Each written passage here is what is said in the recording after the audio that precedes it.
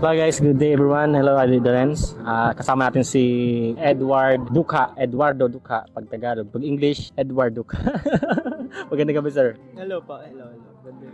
Sir, okay lang ba makipagkwentuhan sa'yo kahit konti? Okay lang. Okay lang. Taga saan si Sir Edward? Taga San Luis sa Barangay Bokong. May mga inspirasyon ka ba sa buhay? Mayroon, syempre mga kapatid ko sa yung family ko.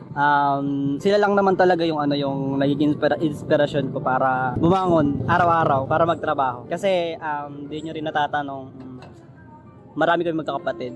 9 kaming magkakapatid. Middle child ako. Pang-5 ako sa 7 na magkakapatid. Then hindi naman ako pinilit na mag-provide. Decision ko talagang mag-provide para sa family ko kasi syempre hindi naman kagandahan yung buhay namin, di marangya. So nasa middle class din yung pamilya namin. Kaya as long as kaya ko namang mag-provide, nagpo-provide talaga ako sa family ko. Saka nakita ko kasi yung hirap nung parents ko na magtrabaho makapag-provide lang sa amin. Kaya nung kaya ko na makapag-provide, so yung kita ko, sinishare ko talaga, lalo pa sa mga kapatid ko kasi nag-aaral sila.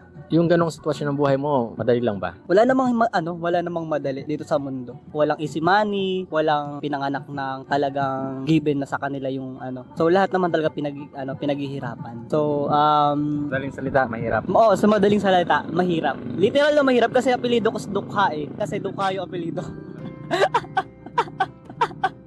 Kahit paano ba sir, meron bang nagiging mga dahilan para maging masaya? Meron. Yung pagiging masaya sa choice ng tao yun eh.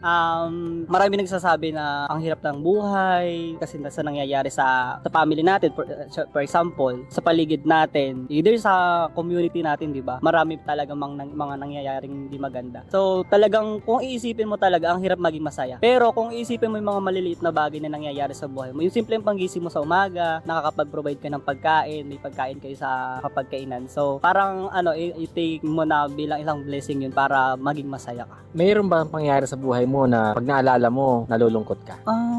Ngayon? Meron eh. Personal na ba? Pero personal talaga siya. Siguro, sa akin na lang. Pero meron talagang time na pangyayari sa buhay ko na, pag naiisip ko talaga yun, parang sinabi ko na lang sana hindi na lang nangyari yun. Pero dun sa may pangyayari naman yun, parang dun ako naging, mas, independent, mas strong na tao. Kasi, noong una talaga, down na down talaga ako nun eh. Tapos parang, hindi ko alam kung kakayanin ko ba, kung makakasurvive ba ako dun sa pangyayaring yun. Pero, nung after a month, tapos siguro mga years ganon, na na-realize ko na hindi naman talaga, di ka pwedeng mag-stay sa ganung bagay lang. So, nung natutunan ko ng mahalin yung sarili ko, tapos mahalin yung mga tao nasa paligid ko. So, yun.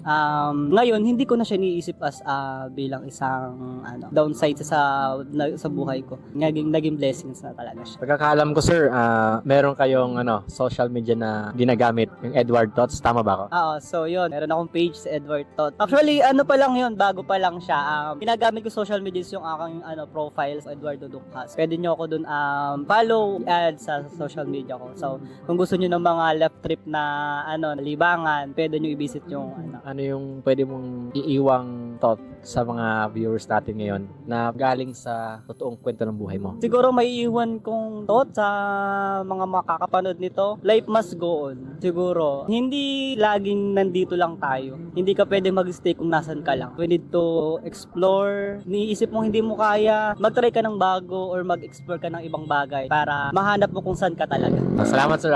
Thank you. Thank you.